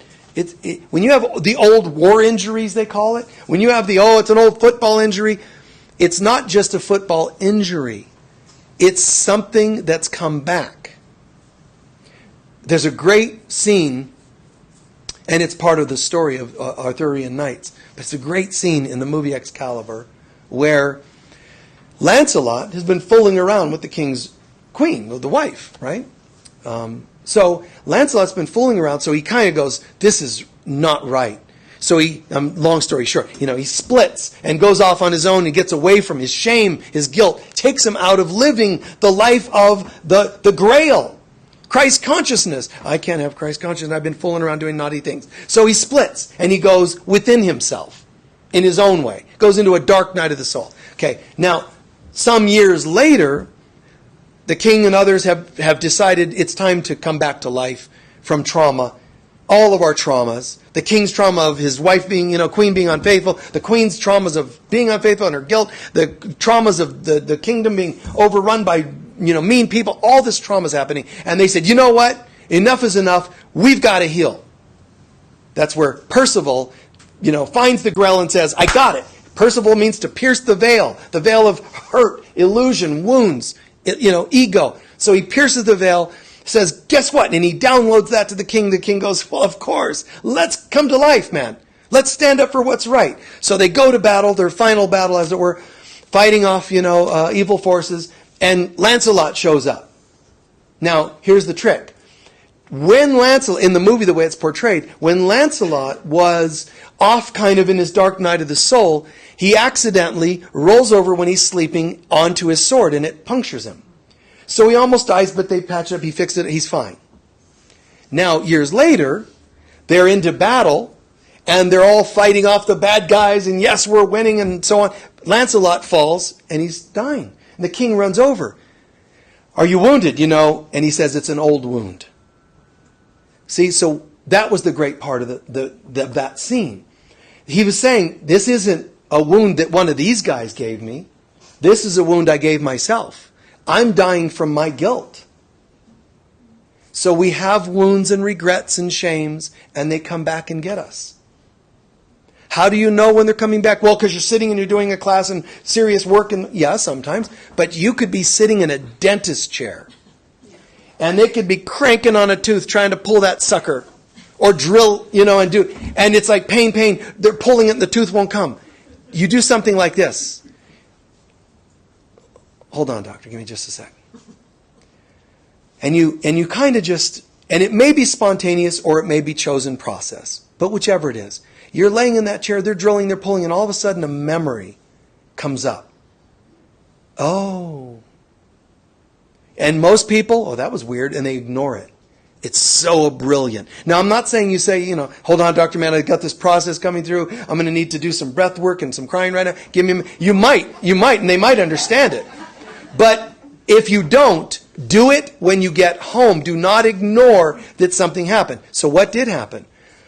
You go home and you journal it, and you talk to a friend and you go, God, you'll never believe it. I was laying in the chair. They were trying to extract a tooth. It wouldn't let go. And I just, all of a sudden, this flash popped into my mind, and then the tooth went. What was the flash? I remember that someone, my husband, my wife, my dad, my mom, a school teacher, someone used to treat me poorly. And I used to just think, you cannot have me. You can get away with controlling me right now, but you cannot control all of me. So my tooth's like, that's right. We're not letting go, man. It's fighting the fight. And when you saw it, it let go. But you go and you take some time at home and say, wow, I'm sorry. You're a memory of mine and I got it. You see that? Whatever the case may be. But all of it. It's not just body things. You're at work. This one person once said to me, I was at work, Michael, I need some help with a shoulder injury. Something was on a shelf and it fell off and landed and it hit me in the shoulder. Now, that's just a linear thing. You can't argue that, guys. It's a thing. It's an object. It fell off a shelf, hit them on the shoulder. They had a shoulder injury. We went inside and looked at it because the thing didn't just fall off and hit them. They hated that job. They wanted out of there so bad. Their mind created, I know it's hard to believe, an object on the shelf that could fall off, hit them on the shoulder, and send them on to disability. It's not just like organic ailments or whatever here. Accidents, incidents, everything is numbered. Everything is laid out perfectly to reflect our consciousness.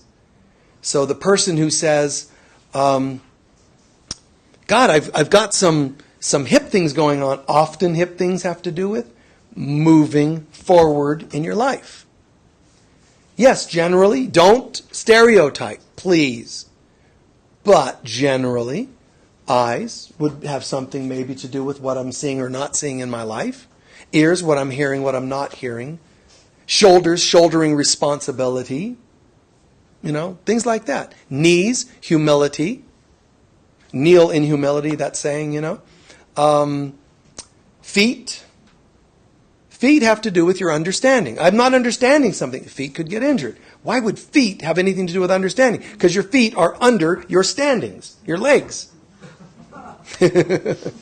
So puns and plays on words and all those things, they're often very strategic in their meanings. But you have to have a mind that can kind of have enough imagination to go, what could that mean? Not just the play on words.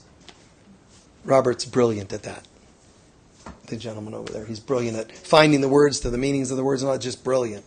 And, it's not just the words and the meanings, it's also your own symbolism. So low back for you could be shame. But your low back could also be, which is often common, I'm not feeling very supported in my life. And so my low back goes out or gets tired or is injured, not feeling supported. And as I said, the shoulders could be shouldering responsibility. Is that all making sense then? So look at what this course or what tonight is covering.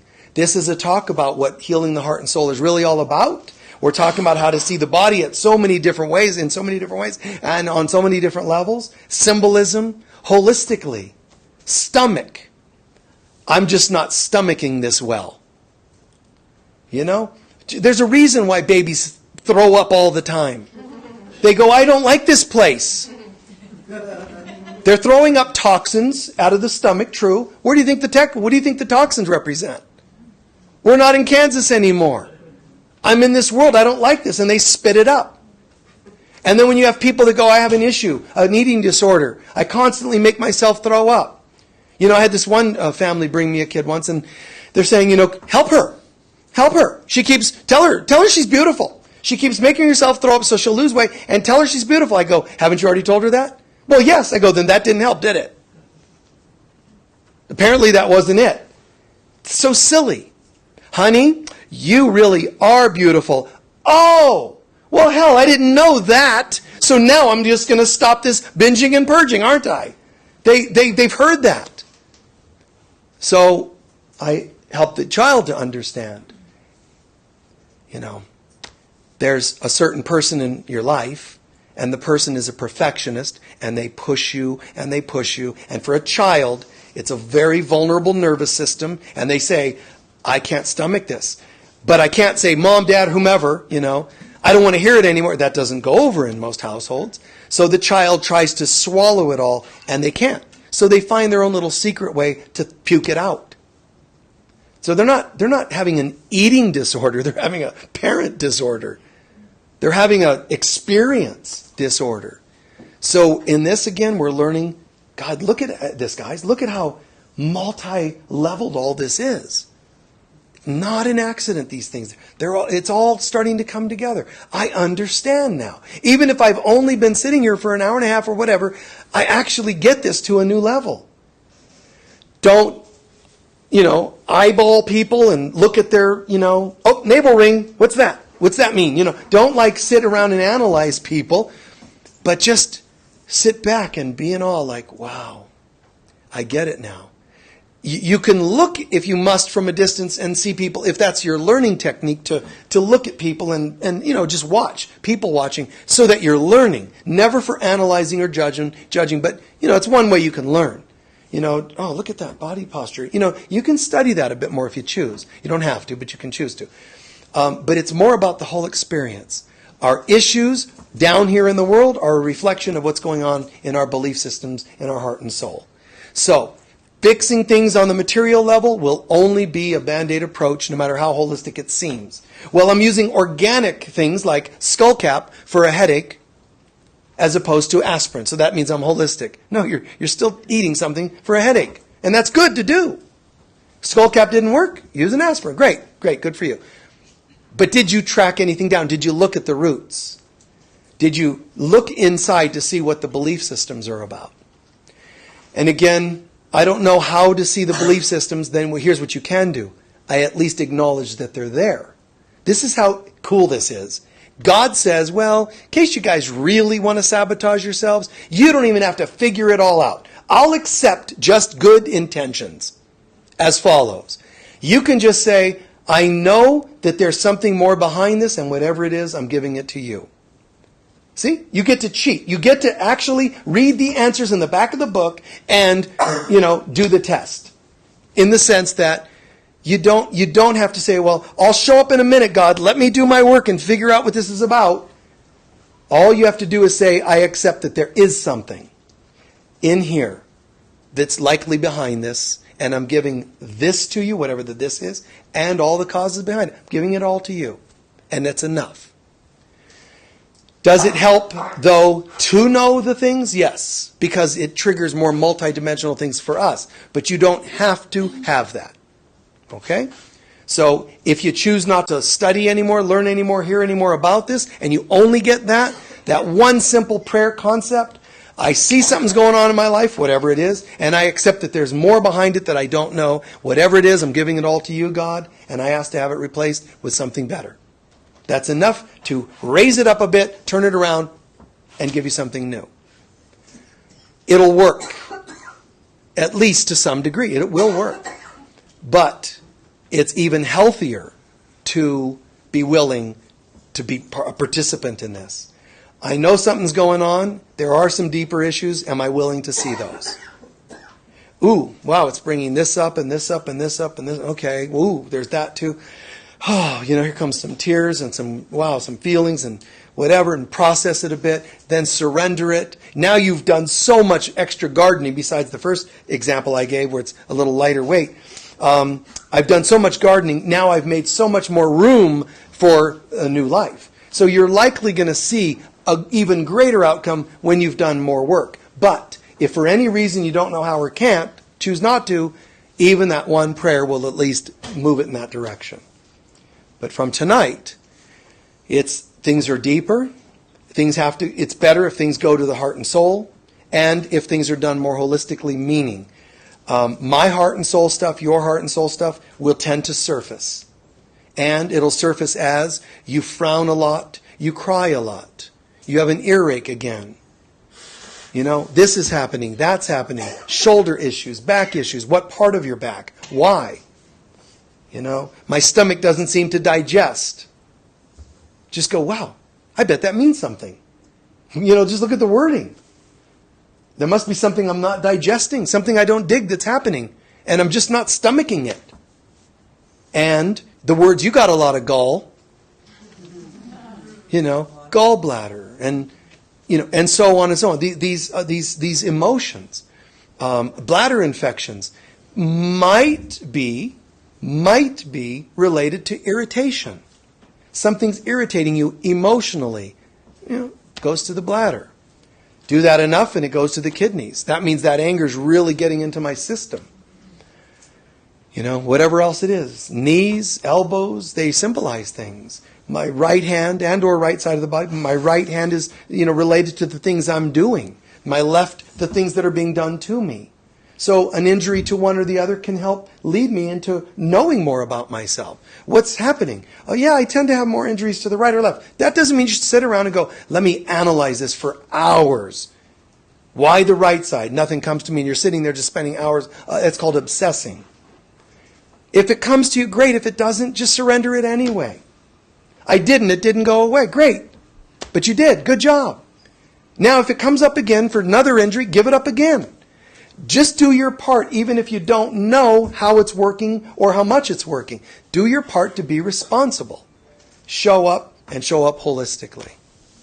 Is that all making sense? Yeah. Everything. A nose means something different than your mouth. Teeth different than, and we're not just in the waking life. When you dream, I dreamt last night, all my teeth fell out. Would have a symbol, just as if they fell out if you were awake.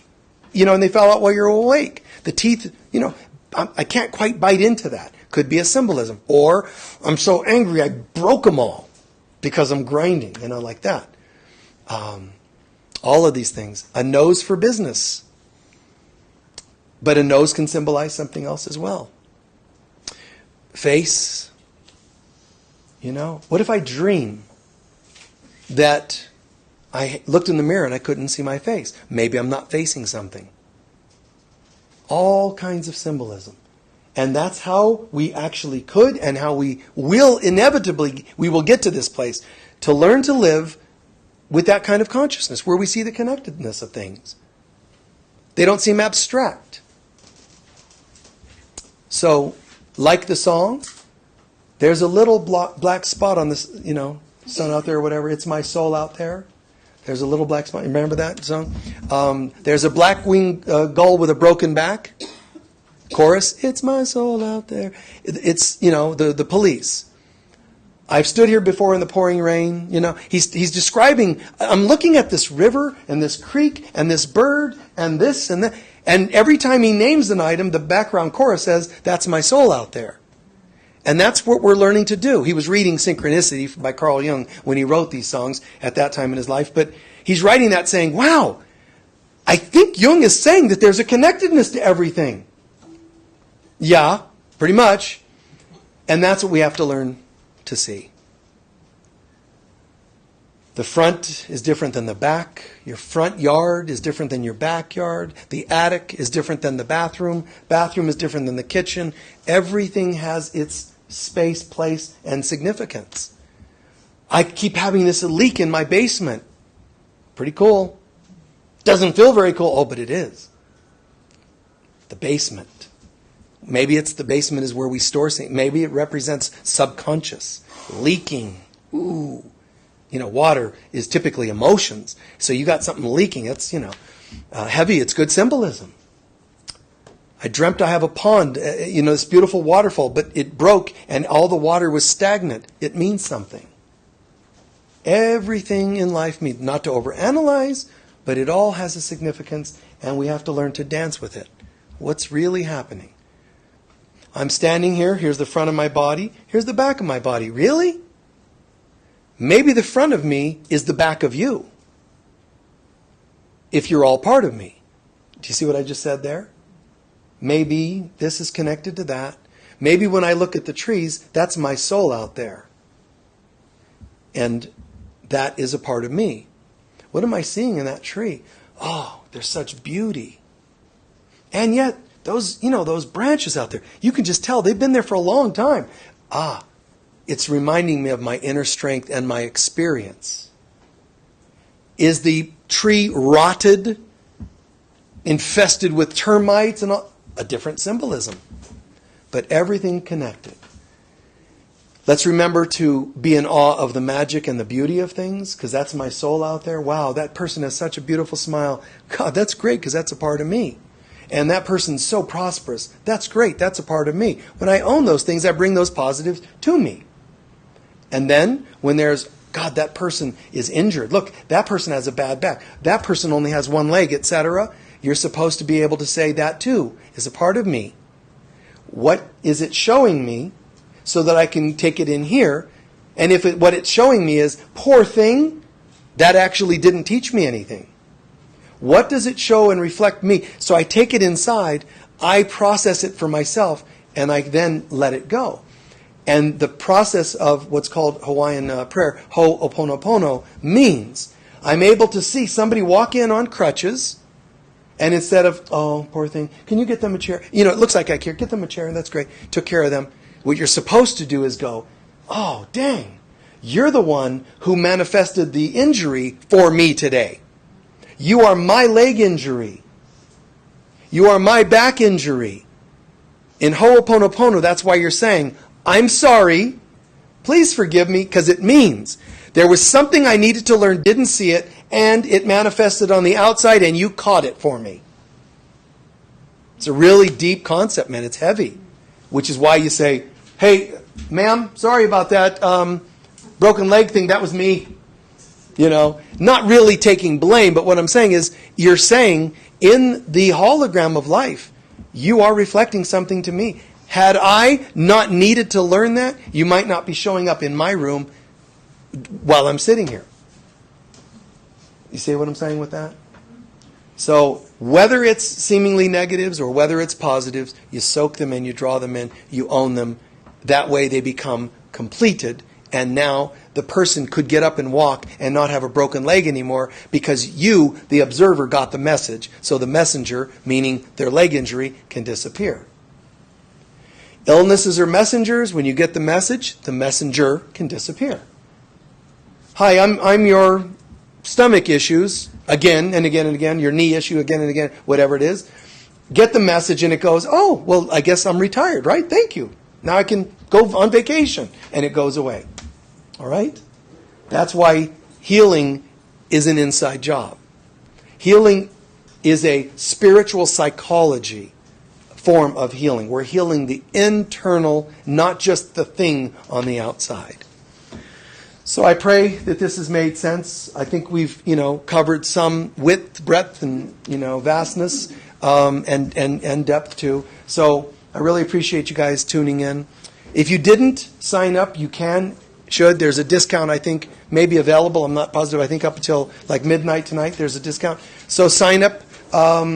You don't have to have the book, but there's a book called Healing the Heart and Soul. You can get that, and we'll access that once in a while, but you don't have to have it to do the course. But sign up if you can, whether you're here or people watching online, and we'll go from there. Remember also, join us. We'll be doing our Sunday service as usual, 9:45 Pacific time. So if you're here in town, join us here. We also have the services at noon, if you want to join us, 9:30 and noon, but 9:45 we go live. And then this course will start, immediately. Next Wednesday will be our first class, and we'll do, a handful of Wednesdays, and we'll be done. Lots of deep work, lots of deep learning. You'll discover this maintenance program, and it's a way of life. You don't make it your only thing. It just becomes a tool on your tool belt, but a really good one. It's a way of life that helps you keep up with stuff that otherwise would undermine. Okay? So, many blessings. Peace be with all of you, and we'll see you all soon. Bye-bye. Thank you. Thank you. Thanks.